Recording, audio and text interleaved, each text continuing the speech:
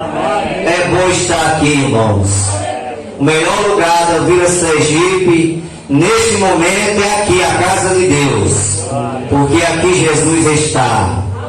E aonde o Senhor está, a fartura de alegria. Meus irmãos, eu quero agradecer primeiramente a Deus pela oportunidade de estarmos aqui nesta noite. Agradeço ao nosso irmão Evandro pelo convite que ele tem nos feito e aqui chegarmos nesta noite para aqui cooperarmos juntamente com a igreja aqui da Vila Sergipe. Eu quero nesse momento trazer uma mensagem da parte de Deus. Temos feito uma leitura concernente à obra missionária e hoje é um culto de missão. E missão se faz de três formas: indo, orando e contribuindo. Se você não pode ir além fronteiras, você ora e contribui. Você orando e contribuindo, você está fazendo missão. E nós queremos trazer nesta noite uma palavra dentro deste assunto, pois a palavra do Senhor nos diz lá em Gênesis capítulo 3, versículo 15, a palavra de Deus que fala sobre uma promessa de Deus feita, que já se cumpriu, e graças a Deus que essa promessa de Deus é quem tem trazido nosso escape, a nossa salvação. Diz assim o versículo 15 do capítulo 3 de Gênesis: e porei inimizade entre ti e a mulher, entre a tua semente e a sua semente. Esta te ferirá a cabeça e tu lhe ferirás o calcanhar. Meus amados irmãos, igreja, este versículo da palavra era uma profecia de Deus, uma promessa que haveria de nascer da semente da mulher. E esse que havia de nascer já nasceu, porque a Bíblia fala lá em João capítulo 3, verso 16: porque Deus amou o mundo de tal maneira que deu seu Filho unigênito, para que todo aquele que nele crê não pereça, mas tenha vida eterna. Esta palavra do capítulo 3, versículo 15, ao qual o próprio Deus falou, ela se cumpriu nos evangelhos, e nós podemos ver lá no evangelho de Lucas, pois nós sabemos que Deus, Ele que criou o mundo com um propósito. Deus criou o mundo, Deus criou o homem e todas as coisas debaixo do céu, para que vivesse em plena harmonia com Ele, debaixo da sua bênção.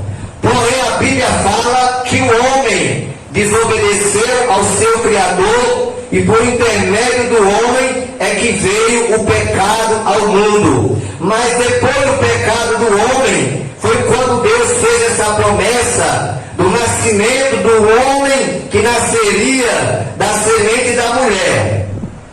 E lá no capítulo 1, versículo 26 ao versículo 38 do Evangelho de Lucas, nós vemos a promessa de Deus se concretizando, sendo concretizada. Por lá está escrito que no 6º mês foi o anjo Gabriel, enviado por Deus a uma cidade da Galiléia chamada Nazaré, a uma virgem desposada com um varão, cujo nome era José, da casa de Davi, e o nome da virgem era Maria. E entrando o anjo aonde ela estava, disse: salve agraciada, o Senhor é contigo, bendita és tu entre as mulheres. E vendo ela o anjo, turbou-se muito com aquelas palavras.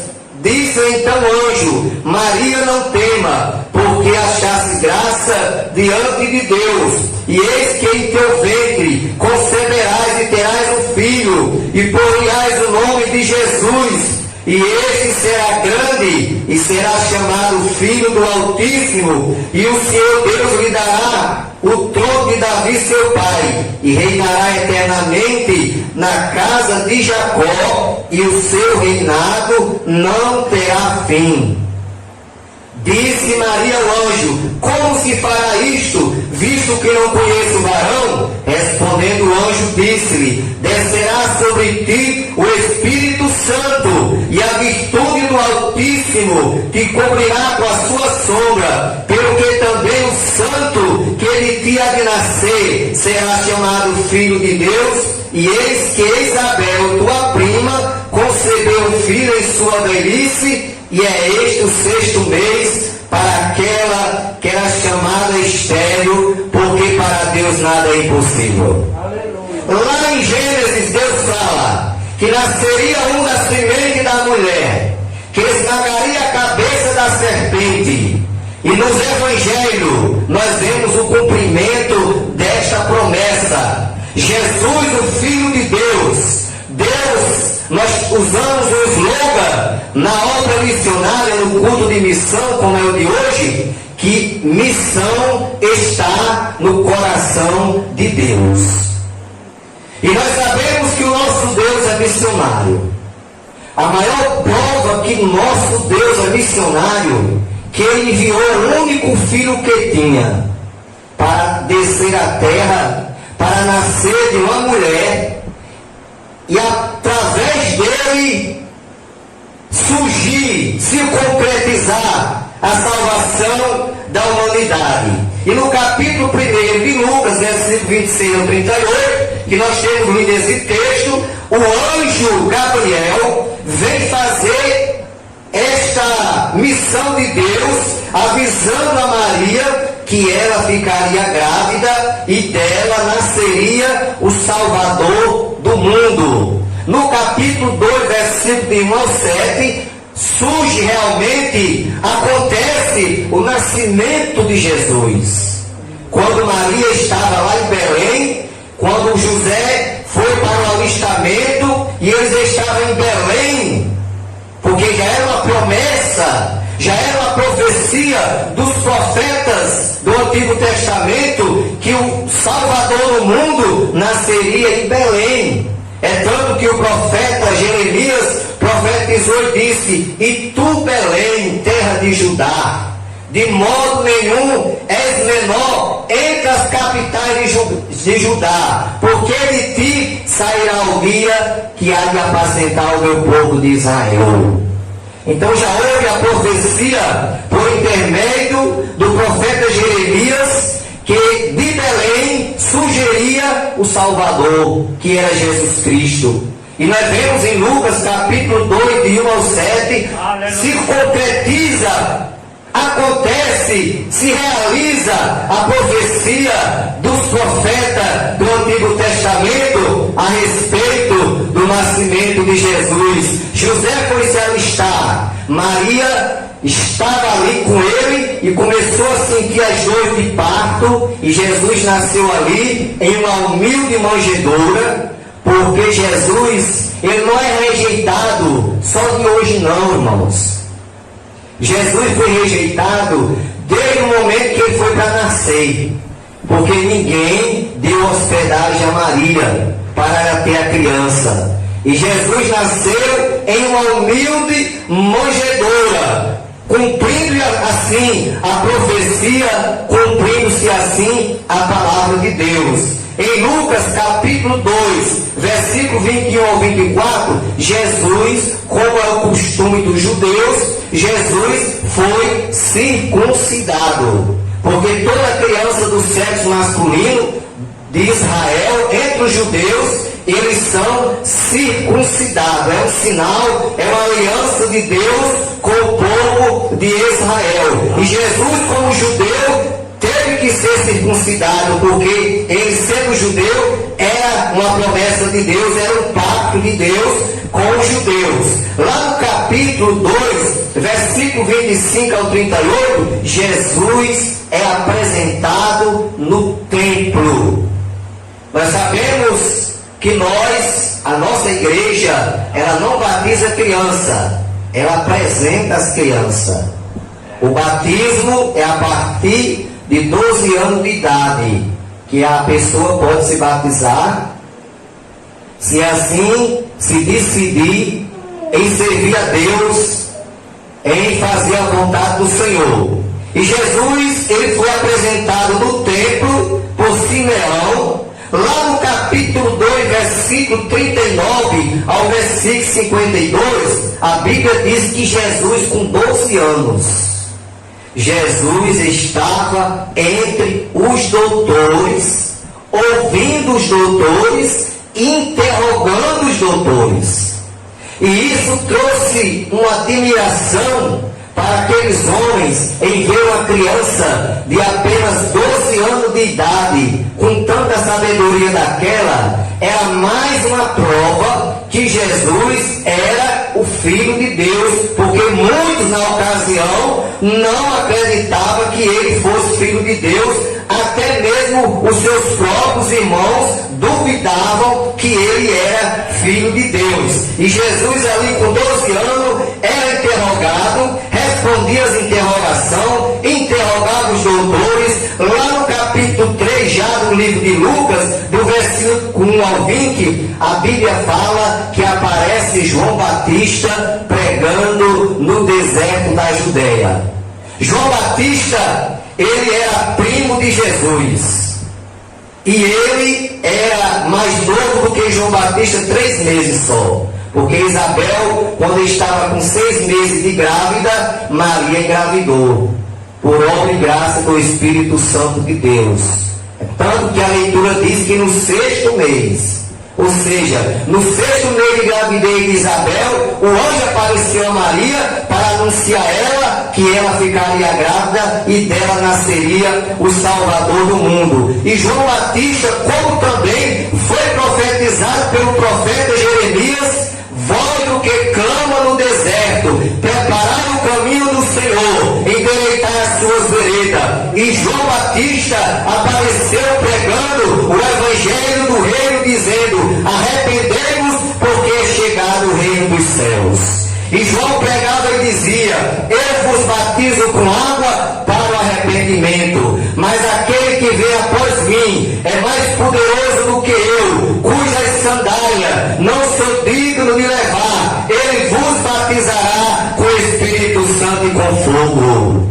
E lá em João capítulo 1, verso 29, João Batista, quando estava batizando aqueles que se arrependiam, porque o batismo de João era o batismo do arrependimento, e a Bíblia diz que muitos iam para ser batizados, porém não estavam arrependidos. E João dizia: raça de víboras, quem vos ensinou a fugir da ira futura? Produzir, pois, fruto digno de arrependimento, porque já está posto o machado à raiz das árvores. A árvore que não produzir bom fruto será cortada e lançada ao fogo. Eu, porém, vos batizo com água, porém aquele que vem após mim é mais poderoso do que eu, cujas sandálias não sou digno de levar. Ele vos batizará com o Espírito Santo e com fogo. E lá no versículo 29 do capítulo 1 de João, aí vem Jesus ao encontro de João Batista. Aleluia.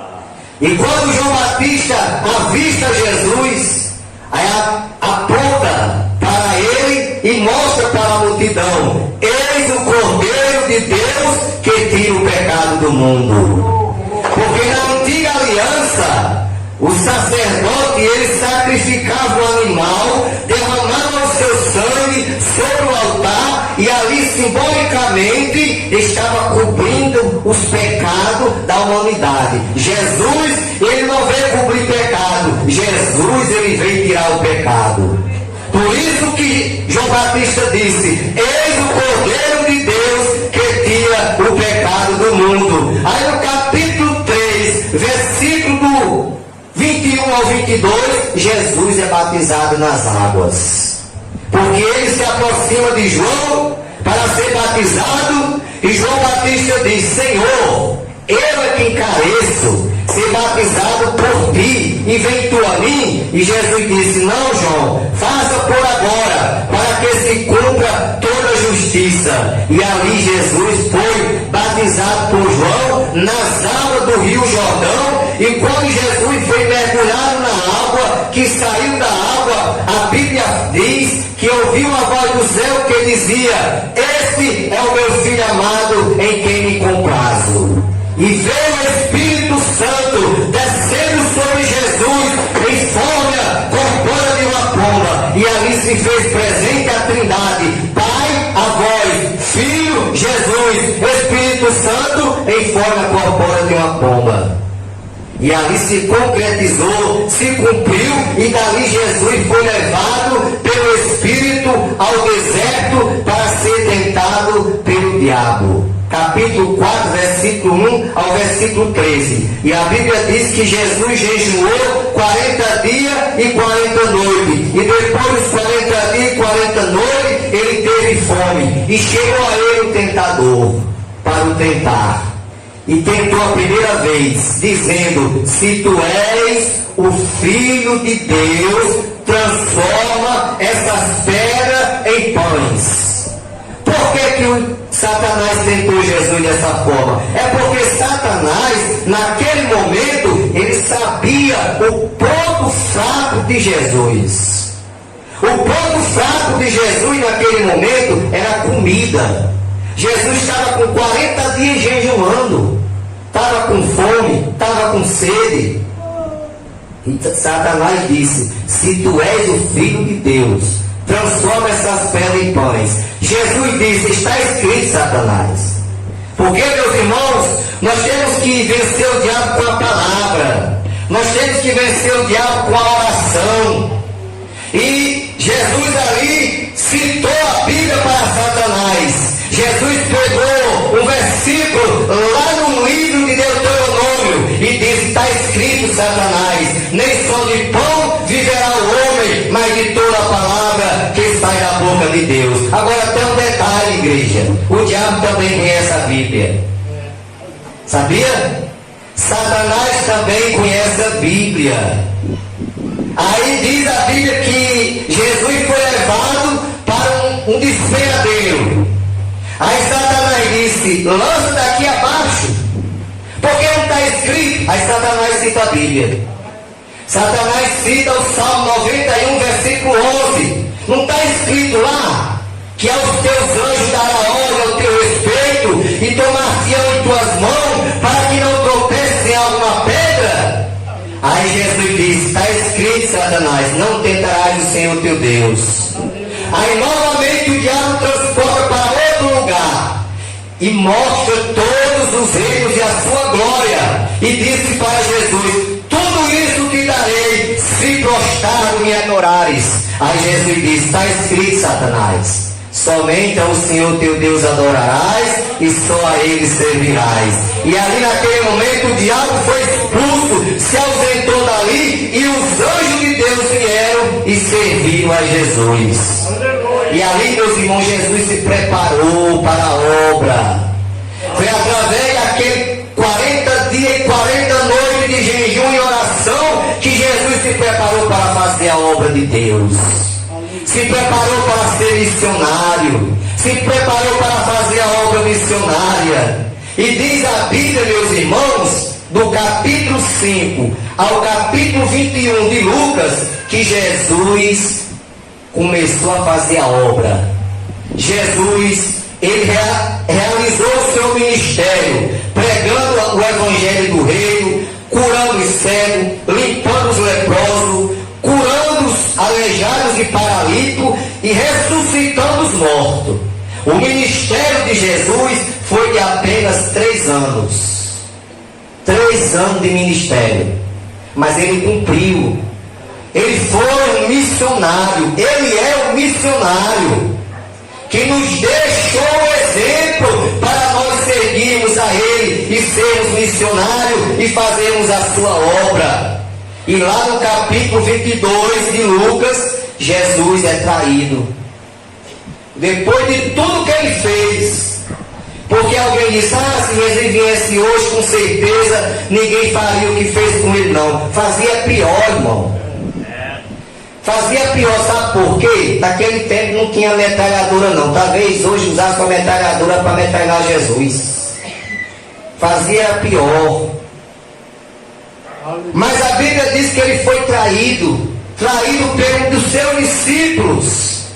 Que às vezes, irmão, tem irmãos que ficam assim tristes, às vezes quer se escandalizar, porque alguém faz alguma coisa errada dizendo ser crente. Meu irmão, não se escandalize com isso, não. Jesus disse assim: é mistério que haja escândalo, mas ai daquele por quem vem o escândalo. Jesus, ele escolheu com os seus próprios olhos, chamando 12 discípulos. Se fosse o homem que tivesse escolhido os 12 apóstolos e tivesse chegado para Jesus e tivesse dito: está aqui, Senhor, esses 12 apóstolos é para trabalhar com o Senhor, aqui para servir o Senhor, eu ficava calado em Judas ter traído. Mas foi o próprio Jesus quem escolheu, irmão. E foi Judas quem traiu Jesus. Um discípulo escolhido pelo próprio Senhor. Porque Jesus, irmão, ele sabe de tudo. Ele conhece o futuro. Ele é onipresente, onipotente, onisciente. Os seus olhos são como chama de fogo, porque ele vê todas as coisas. Ele sabe de tudo. Porém, meus irmãos, a Bíblia diz que Deus deixou o livre-arbítrio para o homem escolher o que quer. Ninguém é forçado a servir a Deus, porque deixa o livre-arbítrio. Nós estamos aqui nessa noite porque escolhemos servir a Deus e ir para o céu. Jesus fala lá em Mateus 7: procurai entrar pela porta estreita, porque larga é a porta, espaçoso o caminho que conduz à perdição, e são muitos que entram por ela. E porque estreita é a porta e apertado o caminho que leva à vida, e poucos há que a encontram. Olha, meus irmãos, o caminho do céu é estreito. Já diz um certo pregador que o caminho do céu é tão estreito que os pés de Jesus foram pregados um em cima do outro, mostrando que o caminho do céu é estreito. Porém, o caminho do mundo, o caminho da perdição é largo. Mas graças a Deus que nós que estamos aqui hoje escolhemos trilhar pelo caminho estreito, porque é o caminho que leva para o céu. O caminho largo leva para a perdição. Então Jesus, meus irmãos, depois de cumprir o seu ministério, de fazer a obra missionária, ele em certa ocasião chamou 3 dos seus discípulos para orar lá no jardim do Getsemane. E a Bíblia diz, irmãos, que por 3 vezes Jesus foi orar, dizendo as mesmas palavras. E todas as vezes que Jesus chegava de volta da oração, os discípulos estavam dormindo. E Jesus disse: mas nem uma hora pudesse velar comigo, vigiai e orai, para que não entreis em tentação. Na verdade, o espírito está pronto, mas a carne é fraca. Jesus, irmãos, ele avisou tudo. Jesus não deixou ninguém enganado. Jesus falou tudo que tinha que ser falado. E na sua palavra nós temos resposta para tudo. E aqui depois da oração, chega os soldados romanos, juntamente com Judas, e Judas beija Jesus, e ali Jesus é preso. Jesus é negado por Pedro 3 vezes, porque Pedro, naquela fúria, porque, irmão, Pedro só foi se converter, sabe quando? No dia do Pentecoste. Pedro era um discípulo, mas não era convertido.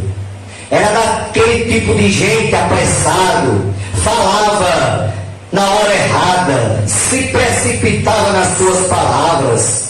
Mas quando Jesus falou que era necessário ser entregue aos pecadores e sofrer e padecer, aí Pedro disse: não, Senhor, jamais vai acontecer isso.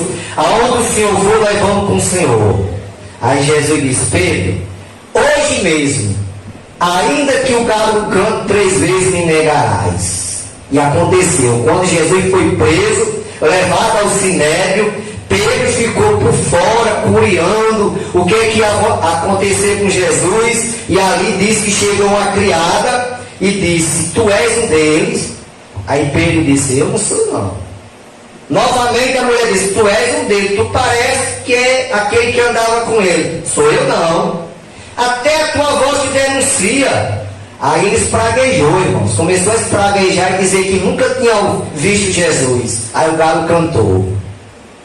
Do mesmo jeito que Jesus falou que 3 vezes ele ia negar, antes do galo cantar, e o galo cantou, ele se lembrou das palavras do Senhor, aí foi chorar amargamente. A sorte dele é que ele não fez que nem Judas, né? Ele foi chorar amargamente, arrependido. E a Bíblia diz lá no capítulo 23 de Lucas, que Jesus foi levado perante Pilatos, Jesus no caminho do Gólgota, depois que ele foi julgado, carregou a cruz até o Gólgota, e depois foi crucificado. Depois da crucificação morreu, foi sepultado, mas a sua palavra se cumpriu, porque ele diz que ia morrer, mas ao terceiro dia o Filho do Homem ia ressuscitar. Aí Deus diz assim lá em Gênesis 13:15, que da semente da mulher nasceria um que esmagaria a cabeça da serpente. E está aqui Jesus. Jesus nasceu, cresceu, fez a obra do Pai, fez a obra missionária, foi negado, foi traído, sofreu, morreu, foi sepultado, ressuscitou e pisou na cabeça de Satanás. Porque a vitória, irmão, já é nossa pelo sangue de Jesus. A vitória quem nos garante é Jesus, o missionário por excelência. E lá no capítulo 24, versículo 49, quando ele ressuscitou, a Bíblia diz que ele ficou ainda 40 dias com os discípulos. E durante esses 40 dias, ele apareceu aos apóstolos, lá no capítulo 24, versículo 49 de Lucas, e disse para os apóstolos: ficai em Jerusalém, e lá recebereis a promessa do Pai. Quando Jesus termina os 40 dias, depois de ressuscitado, a Bíblia diz que ele foi para o Monte das Oliveiras. E lá no Monte das Oliveiras, no capítulo 1 de Atos, nós vamos ver ali os apóstolos. A Bíblia fala, irmão, cerca de 500 irmãos chegaram a presenciar Jesus. E ali nós vemos que Jesus, lá no Monte das Oliveiras, foi levado aos céus. Mas antes dele ser levado aos céus, a Bíblia diz que no capítulo 1, versículo 8 de Atos, Jesus diz assim: ficai em Jerusalém, porque lá recebereis a virtude do Espírito Santo que há de vir sobre vós, e ser-me-eis testemunha, tanto em Jerusalém, como em toda a Judéia, Samaria e até os confins da terra. Aí os discípulos foram para o cenáculo. Quando eles presenciaram Jesus subindo, olhando admirado, porque realmente é algo de admirar, aí diz a Bíblia que apareceu 2 anjos. E fizeram uma pergunta para os apóstolos: por que estáis olhando para o céu? Esse mesmo Jesus que vocês estão vendo subir para o céu, um dia há de descer, há de voltar assim como vocês estão vendo ele subir. Aí lá em João 14, Jesus diz: não se turbe o coração, credes em Deus e em mim. Na casa de meu Pai há muitas moradas. Se assim não fosse, eu não vos teria dito: vou preparar lugar. Igreja, Jesus foi preparar lugar. Ele está voltando. Ele está voltando porque ele disse que voltaria e nos levaria para ele mesmo, para que onde ele estivesse, nós estivéssemos também. E os discípulos foram para o cenáculo, oraram 10 dias. No 10º dia, Jesus mandou a promessa. Derramou o Espírito Santo sobre os crentes, e ali 120 irmãos que estavam na ocasião foram batizados com o Espírito Santo e com fogo. Agora ali Pedro se converteu. Naquela ocasião foi o momento da conversão de Pedro. Sabe por que ele se converteu? Porque o Pedro que negou Jesus diante de uma mulher, naquele momento ele se levantou e começou a pregar, porque as pessoas diziam que os irmãos ali, os crentes, que estavam falando em mistério, estavam cheios de mosto, estavam embriagados. Aí Pedro se levanta e diz: não, isso aqui é a promessa do profeta Joel, que nos últimos dias derramaria Deus do seu Espírito sobre toda a carne. E ali Pedro pregou e quase 3.000 almas aceitaram a Jesus como Salvador. Agora, igreja, o que eu acho interessante, maravilhoso no trabalhar de Deus, é porque Deus queria fazer aquilo naquela ocasião da festa de Pentecostes. Porque a festa de Pentecostes é uma das grandes festas realizadas pelo povo de Israel. E ali tinha gente de todo lugar, de todos os países ali ao redor. Aí Deus escolheu aquele momento, porque tudo para Deus há um tempo determinado. Está escrito na Bíblia, lá em Eclesiastes: para tudo há um tempo determinado. Não adianta nós se apressar, porque Deus já marcou no calendário dele o dia, a hora, o momento certo. Porque muitas vezes queremos se apressar, somos apressados. Nós só lemos o Salmo 70, se esquecemos do Salmo 40, porque o Salmo 70 diz: apressa-te ao Senhor em meu auxílio. Aí se esquecendo que o Salmo 40 diz: esperai com paciência no Senhor.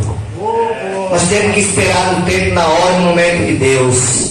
E Deus escolheu aquele momento onde tinha muita gente ali, e aquelas pessoas que ali estavam, que ouviram a pregação de Pedro, que se converteram ao Evangelho, que se converteram a Jesus, já saíram pregando, já saíram anunciando, já saíram fazendo missão, trabalhando e fazendo missão, sendo missionário. E esta semente, irmão, lá das terras da Palestina, lá de Israel, saiu de lá e chegou na Serra do Mel, por intermédio de 2 missionários, Daniel Berg e Gunnar Wingre. Daniel Berg e Gunnar Wingre foram os 2 homens que Deus escolheu para fundar a Assembleia de Deus no Brasil. E os irmãos acreditam que já conhecem a história muito maravilhosa, interessante, da chamada de Daniel Berg e Gunnar Wingre, que eles foram chamados por Deus. Daniel Berg e Gunnar Wingre, eles eram da Igreja Batista. Para os irmãos terem uma noção. Na Igreja Batista, eles não acreditam em batismo com o Espírito Santo. Apareceu umas agora, alguns tempos para cá, que já estão acreditando, mas a tradicional mesmo ela não acredita em batismo com o Espírito Santo. E Daniel Berg e Gunnar Wingre era crente da Igreja Batista e foram participar de um culto pentecostal. No culto pentecostal, Jesus batiza eles com o Espírito Santo. Ao voltar para a sua igreja e começar a falar em mistério, o pastor deles não concorda e não aceita, porque eles não acreditam em batismo com o Espírito Santo. Aí Deus fala com Daniel Berg e Gunnar Wingre que tem uma obra para eles fazer no país. E quando a Bíblia diz que a história conta que eles oram, fazem uma oração a Deus, com o dedo, eles de olho fechado, levam o dedo ao mapa e o dedo vai lá para Belém do Pará. E Deus fala com eles que é ali que eles vão fazer a obra. E eles saem da sua terra, do seu país, da Suécia ou dos Estados Unidos, na ocasião que eles estavam, e vêm para o Brasil, para Belém do Pará. Não sabia nem falar português. Diz a história que Daniel Berg pregava, Gunnar Wingre estudava o idioma para aprender a falar português. E ali nós começaram a obra de Deus através de 2 irmãos. Está aqui, irmãos, maior denominação evangélica do Brasil é a Assembleia de Deus. Mais da metade dos evangélicos do Brasil é da Assembleia de Deus, através de 2 irmãos.